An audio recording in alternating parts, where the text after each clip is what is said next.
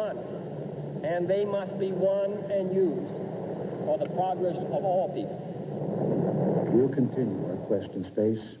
There will be more shuttle flights and more shuttle crews, and yes, more volunteers, more civilians, more teachers in space. Nothing ends here. Oh, my God. We will never forget them, nor the last time we saw them this morning, as they prepared for their journey and waved goodbye and slipped the surly bonds of earth to touch the face of God.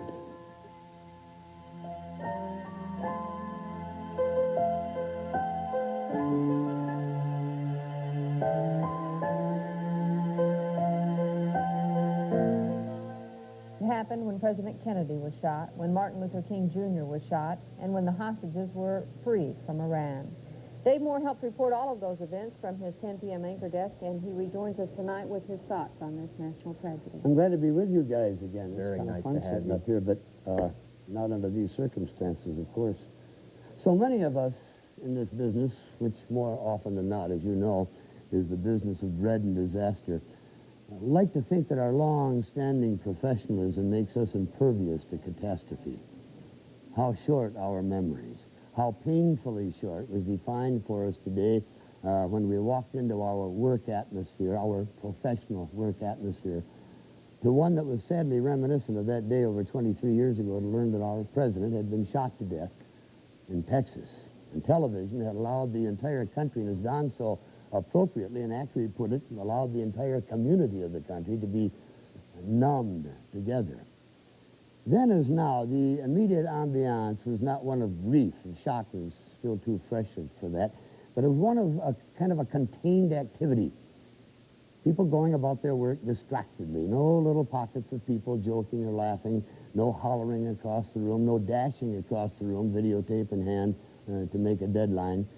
Each of us working at imperviousness, containment. Now, you may not recognize it, and you shouldn't. If you did, we wouldn't be fulfilling our mission here.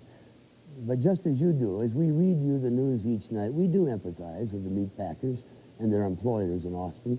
We agonize with the farmer. Our admiration and awe goes out to Bobby Polzine in fear of losing her land. The appalling events of Madison, Wisconsin have cut deep into our pride and have shattered our spirit for sport. And perhaps most painful of all, raised the level of bigotry that's inherent in all of us. Why has what happened today dropped those events, which are far closer to our hearts than Cape Canaveral and the space program, dropped those events into a diminished perspective? Because as a nation, as a community, we saw this happen. We saw it together right there at that moment. A wonderfully spirited, loving, almost saint-like New Hampshire school teacher before the very eyes of her entire country, community, blown away from us forever.